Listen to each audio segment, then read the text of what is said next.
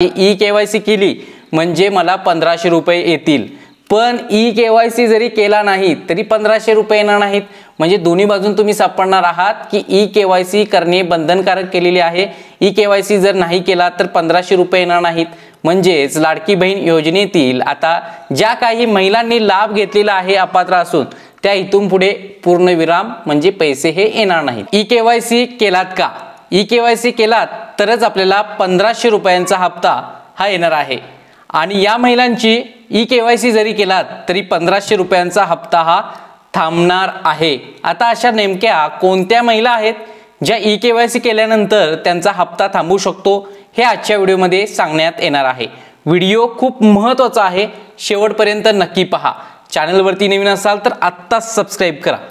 चला तर आजच्या व्हिडिओला सुरू करूया। स्क्रीनवरती पाहू शकता ई केवायसी केल्यानंतर सर्वात प्रथम एरर येतोय, आधार नंबर टाकल्यानंतर अनेबल टू सेंड ओटीपी हा एरर तुम्हाला सुद्धा येतोय, पण जास्त वेळ तुम्ही ट्राय केल्यानंतर नक्कीच तुमची ई केवायसी ही होऊ शकते। आता ई केवायसी लाईव्ह प्रोसेस मी व्हिडिओमध्ये सांगितलेली आहे, हा व्हिडिओ सप्ताहाच इथे येऊन जाईल, व्हिडिओच्या शेवटी राहा, तुम्हाला ते सुद्धा सांगणार आहे। पहा आता कोणत्या महिला ह्या ई केवायसी केल्यानंतर सुद्धा 1500 रुपयांचा हप्ता हा त्यांचा थांबणार आहे। पहा स्क्रीनवरती पाहू शकता ज्यांचे वार्षिक उत्पन्न 2.5 लाख रुपयांपेक्षा अधिक आहे, समजून घ्या त्या महिलेचे 2.5 लाख रुपये उत्पन्न अधिक आहे असे नाही, कुटुंबाचे पहा कुटुंबाचे एकत्रित वार्षिक उत्पन्न 2.5 लाख रुपये म्हणजे एक कुटुंब म्हणजे एक रेशन कार्ड, एका रेशन कार्डात 2-3 पुरुष किंवा 2-3 महिला आहेत, त्यापैकी कोणीतरी एखादे नोकरीला असतील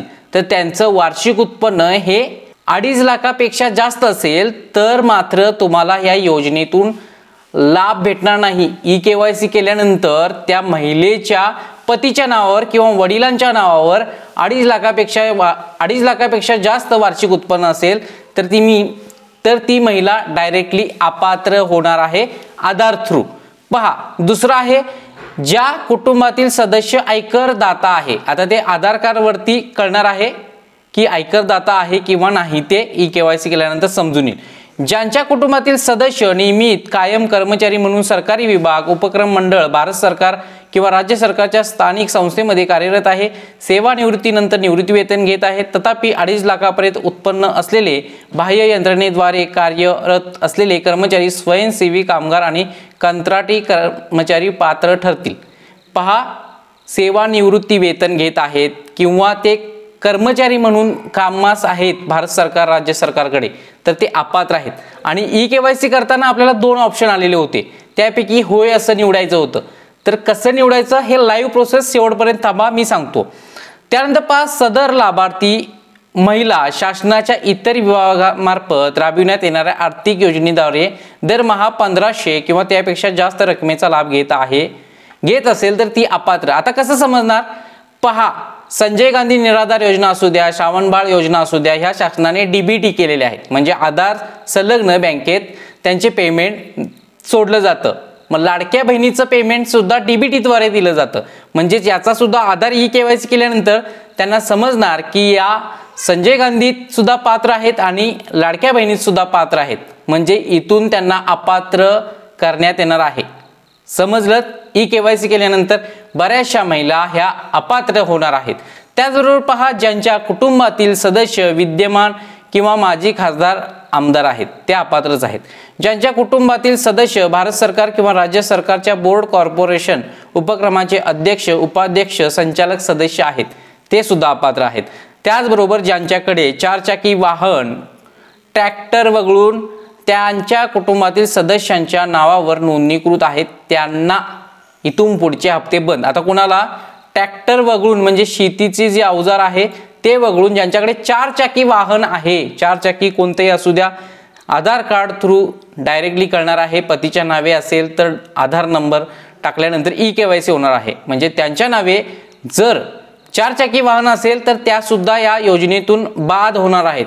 त्याचबरोबर आणखीन महिला आहेत त्या कोणत्या ते पण सांगतो। ज्या महिला लग्न होऊन परराज्यात गेल्या आहेत त्या सुद्धा अपात्र ठरणार आहे, कारण महाराष्ट्र राज्याचे रहिवासी असणे आवश्यक आहे, पहा, ही पण महत्त्वाची बाब आहे.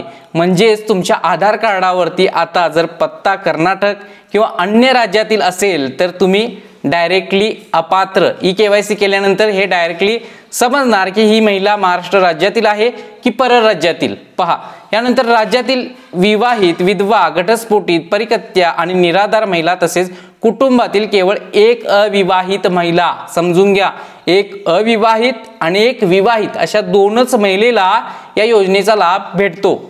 पण एका कुटुंबात 2-3 महिलांनी लाभ घेतलेला आहे. सासूने, सुनेने, जावेने आणि एक अविवाहित महिलेने सुद्धा. पहा, 4 महिलेने सुद्धा लाभ घेतलेला आहे. चारींचाही अर्ज हा बाद करण्यात आलेला आहे. अपात्रतेच्या यादीमध्ये त्यांचं नाव समाविष्ट केलेलं आहे आणि अपात्रतेच्या यादीमध्ये जरी नाव नसेल तरी आता ई केवायसी केल्यानंतर तिथे सुद्धा स्पष्ट होऊ शकतं. पहा, किमान वयाची 21 वर्षे पूर्ण व कमाल वयाची 65 वर्षे पूर्ण होईपर्यंत, समजून घ्या, नारी शक्ती ॲप मध्ये आपण फॉर्म भरला होता. 21 वर्ष पूर्ण व्हायच्या अगोदर 20 वर्ष, 19 वर्ष तारीख मध्ये बदल करून ज्यांनी हा फॉर्म भरला होता तो अप्रूव्ड झाला होता. पण आता ते सापडणार आहेत. त्यांची 21 वर्ष पूर्ण झाली नसतील तर ते ऑटोमॅटिकली सापडून जाणार. ते सुद्धा या योजनेतून बाद होणार आहेत. ज्यांची 65 वर्षे पूर्ण झालेत ते सुद्धा या योजनेतून बाद होणार आहेत. लाभार्थ्याचे स्वतःचे आधार लिंक बँक असणे गरजेचे आहे, ते माहिती आहे. लाभार्थ्याचे वार्षिक उत्पन्न 2.5 लाख नसावे. पहा, 2.5 लाखापेक्षा जास्त कुटुंबाचे हे उत्पन्न नसावे. या आहेत लाडकी बहीण योजनेच्या ई केवायसी केल्यानंतर सुद्धा तुम्ही अपात्र ठरणाऱ्या बाबी आहेत. या व्यतिरिक्त तुमच्या काही अडचणी असतील तर कमेंट सेक्शनचा जरूर वापर करा. पण या महिला या योजनेतून ज्या काही अपात्र आहेत त्या ई केवायसी नंतर सापडणार आहेत आणि त्या बाद होणार आहेत, अपात्र होणार आहेत. त्यामुळे तुम्ही समजून जाऊ नका की ई केवायसी केली म्हणजे मला 1500 रुपये येतील. पण ई केवायसी जरी केला नाही तरी 1500 रुपये येणार नाहीत. म्हणजे दोन्ही बाजून तुम्ही सापडणार आहात की ई केवायसी करणे बंधनकारक केलेले आहे. ई केवायसी जर नाही केला तर 1500 रुपये येणार नाहीत.